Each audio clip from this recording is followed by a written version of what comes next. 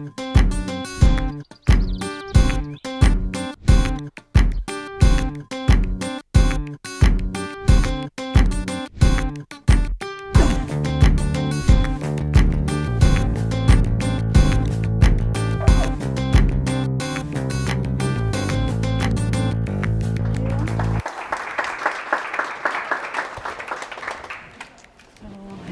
everybody. Hi. Really not comfortable talking. Well, I'm Tami Hopf, art director, illustrator, and tattoo artist. I'm really happy to be here with you, even if I'm not really comfortable. And thank you again for the invitation. It's the second time I'm talking Creative Mornings. It's always a pleasure to be here with you. So today we're going to talk about chaos. Well, when I got this topic, I said, right, it's totally for me. My life is completely chaotic since like ever. So it's going to be easy to introduce you to my way to see chaos. And before doing this presentation, I was obviously searching for quotes that can help us to understand better what it is. So, for example, I found this one, a shapeless and confused mass, which was nothing but an inert weight, a cluster of disparate germs of elements, of things, unrelated to each other. Like, looks pretty confusing and kind of terrifying. I found this one interesting too, the bottomless bag where there is an endless fall. Now, quickly I have kind of images that I can draw about chaos. So I understood that it's just really inspired topic for me. And this sentence catch directly my attention. So a place without a clear path where you fall in all directions. And then, all right, this is my creative process. It's exactly that. So I start creating something without any path, any clear direction, and then I fall everywhere, every directions. And then suddenly I have this strange feeling that I'm getting into a good idea, and then I can start creating something. So this mess I have in my mind before the creation is finally what introduced the good idea for me, personally. So that's why I decided, chaos is really large. We can talk about different aspects of chaos. So I decided to talk specifically about the chaos in my creative process. So for me, chaos is this initial confusion, this strange state of mind before start creating something. In image, it can look like something like that. But to make it simple, I'll take just a part of it and I'll put you in context. So this is my life. And this is me in '87 in Brazil, where I was born. And lots of things passed, and one day I had a dream to be an artist.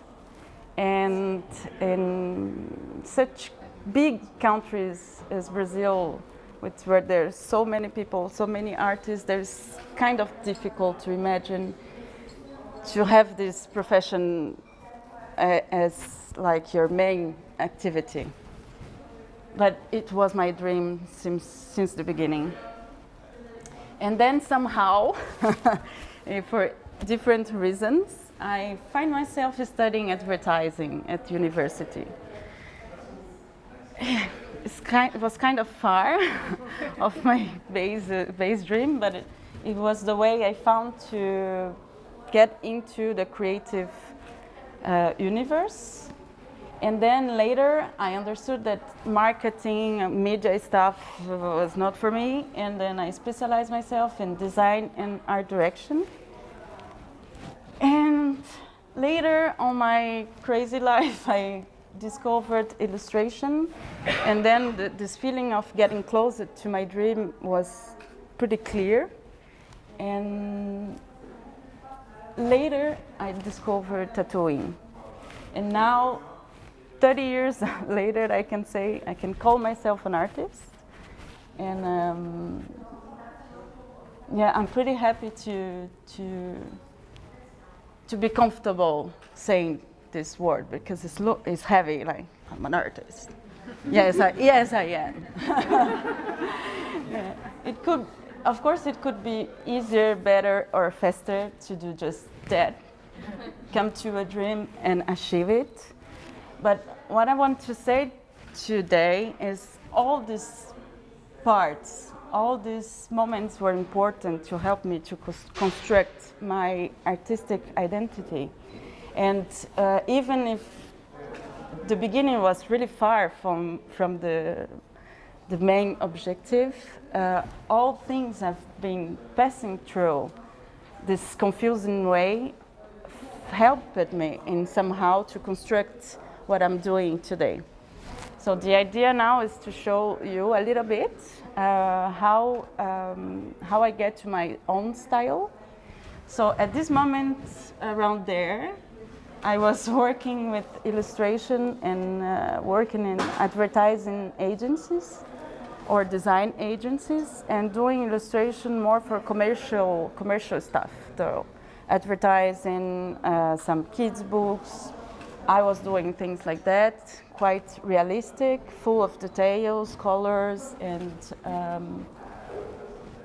yeah, it was really interesting because it allows myself to try lots of different techniques and to understand how to use the computer to create digital stuff. And yeah, I was doing really things like that for Red Bull or that for magazine publications. And at some point, I said to myself that there was a problem because even if the jobs are going well and clients were quite happy with what I was doing, inside of me there was missing something really, really strongly. Like I needed to find a way to express myself without any briefing, without any client on my back telling me, it's for tomorrow, go quickly, or change the yellow in red. And I was getting crazy with those modifications. And I understood that I needed to find a way to get more personal style. And then I've tried to find the image to help you to understand, and I chose the swimming pool. I love swimming pools, and when I love something, I have just this desire to jump inside and go deep. So the swimming pool, I think it was a nice way to translate my state of mind at this moment. So the first pool I found in my way was the visual pool. So this is a place where everything happens. All the colors are there, all the styles are there, all the different artists that were inspiring me a lot are inside this pool. And then I was really excited to discover it. I jumped, and then more I swam, more I was getting confused and getting lost, actually, because there's so many visual possibilities. And then somehow I understood that maybe there was not the best pool to spend a lot of time, because I was getting too much influences from other artists. Even if it was really interesting to have a global idea of the possibilities, it was maybe not the best way. So I find another market and I say, another pool, sorry. And I said to myself, it's interesting to understand, all right, I have many possibilities of style, but what am I gonna do with it? So I try to understand how illustration market works. And I got my feet inside and I say, wow, it's too much people. And it was interesting to be there, and I kind of understand how it works, finally working and having my first commissions and trying to propose something that was kind of different of the need of the client, but was more similar with my own way to see things. So I understood that on the market it's also important to impose yourself, impose yourself, to be sure and try to make your place. And I quickly understood also that I need something that could take me out of this mess and make me float a little bit to understand better and also take some attention, maybe propose something different. And it was a really interesting swimming pool, but the best one for me was my own pool. Actually, I understood also that the answer for all these things I was looking for was actually in my own garden. It's kind of cliche, but it's true, it's totally true. It was only at the moment I start to look for myself and swim in this pool that was just for me, and I was feeling comfortable. At the beginning it was like gray and empty, but I understood that for me it was really important to feel comfortable. And it was the only way to bring people through stuff. So swimming there, I understood that I need to maybe go back in my past, in my memories, in the stories I've been living, or in my family stuff, or looking the flowers of my garden and trying to find really personal things. So if I can combine lots of personal things, for sure, the result is going to be personal, and more than that, it's going to be true. No, I was looking for the truth in my lines, the truth in my drawings. And then now, some years before starting illustrating like that, I can recognize clearly the elements that I bring from my heart. I just got here some examples, concrete examples to show you. For example, I remember a lot of my mother working in the garden, and she had the fingers like all the time dirty about working with plants. And she was also a fabric designer, so she was always drawing, and she had the hands like every time like black.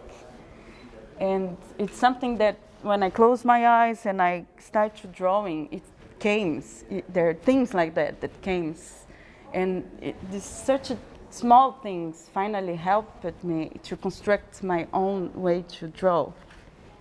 For example, I can see in lots of my drawings the universe. It came from all nights I spent with my father looking to the stars and talking about philosophy. It was such important moments for me that it finally makes sense to put it in my art. The nature and his perfection, of course, it's something completely inspiring for me. I grew up in a big house with animals, plants in Brazil, like small paradise. And the last thing is Switzerland. And this point is also important because it was here that I started to work with this. It was here that I got the time to look to myself. And I was quite alone when I arrived here, and was it was the perfect moment and the perfect, really crazy and chaotic moment to bring up something new.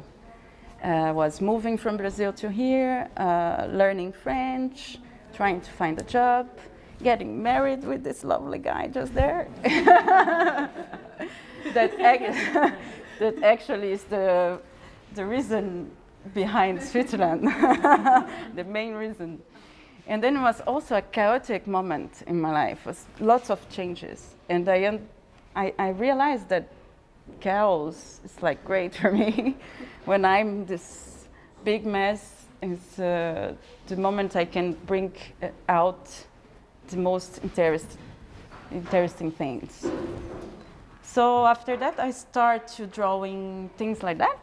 So I came to this style that now I can say is completely honest and about getting into all these pools and trying to understand all the visual possibilities of the market possibilities, my own limitations also, and my own my favorite topics. I mean, the things I would really love to talk about. So contradictory things, the questions we don't know how to answer, places that we have never been, dreams that we cannot explain. All the things that are kind of confusing interest me, and I try always to put in my drawings the story that I am living finally. All the stories I've been passing through. And the most important for me, now I have my own style and I can call myself an artist, is to present people something true, something that is really mine. So I started drawing things like that, where I'm always putting some references inside and trying to make people, like, intrigate people and invite them to this trip, invite them to dive in my universe and discover all this crazy stuff we can have inside. Yeah, and then I start doing big illustrations and feeling more and more comfortable with my style. I realized also that even if I found a good way to draw, a good way to express myself, I still need to find ways to develop it, to improve it, and to make it even more complex or even more interesting or even more crazy. And it's project after project, I give myself the chance to change, keep changing my style, keep pushing maybe it further. And then I was doing things like that. I start to work a lot with street art. And when I was there at the second swimming pool, and when I was trying to analyze the market and understand how I can use my illustration, even if I found my own style, what I'm gonna do with this. And it was so difficult to imagine. And now I realize with some distance that it was more important to find first my own style, and then it came so naturally what I could do with this. And so I got invited by the Lisbon city for a contemporary art project, street art project. And they gave me the biggest wall of the exhibition. And it was my first wall. And I have 3 days to do it. And once again, the chaos was completely. We arrived in Lisbon just 1 day before the start of the thing, and we need to go take the material. At this installation, it was so not secure. Like, we tried to go up, and it was moving a lot. It was pretty hard and difficult, but we finished it in 3 days. Thanks, Danny. And it was a really nice experience. So after that, I got new invitations for street art. And this one is in Geneva. And it was city of Geneva and Plan-les-Ouates that have this project to give a second life for some places on the city where people are just tagging and making bullshit, and and they invite different artists to invest these places. So this is in a bus stop in Geneva. This small one is in Montreux, and this is in Lausanne, Nebuleuse, a craft beer factory. And then I realized that finally, even if I have a really specific style, I can use it in so many ways and for so many different projects. And finally, if I came back to advertising time when I was completely frustrated, don't be studying arts, today it's really useful for me to have the notion of advertising, to understand the medias and to understand how the market can work. And I started working with my own style, but for different kind of companies, doing packaging, doing visual identities, t-shirts, beer packagings, book illustrations, visual identities. It's in Lausanne, by the way, next week, vernissage. And working for so many different companies, beer companies, card and gift companies, art exhibitions, even weed companies. And it's nice, this one. And then I also understood and I realized that my style is really nice for tattooing. It was not the first idea at the beginning. It came like that, like 2 years after I started publishing this. And people just asking me, can you draw my next tattoo? Can you do my draw for my next tattoo? I was like, okay. After 10 times I was doing just the draw, I said to myself, I need to learn this from the beginning to until the end. And then I start again all by myself, because I never did any classes for drawing and for tattooing neither. So I learned all by myself. And I started tattooing 3 years ago. And it's also something really crazy, actually. I was always looking for the tattoo artists like far away from me and thinking they are like gods because they cannot, they don't have a second chance. You cannot. It's crazy. You cannot like do it and erase and do it again. You need to go for it. One chance. And it was kind of, I was kind of afraid of it. And then another chaotic moment in my life. I'm ready for that or not? I'm capable to do that or not? Such a responsibility. People give me their skin, they trust me so much. They're gonna have it for the whole life, Jesus. Stressing! And finally, I loved, since the first tattoo, I loved, and I love everything about this job. The contact with people, the opportunity to translate in image the story, sometimes it's so particular, sometimes it's so private, and they are sharing with me this part of their lives and trusting on me to ink forever something in their skin. So this is really something that makes me proud, and also something that came up of the chaos of my life.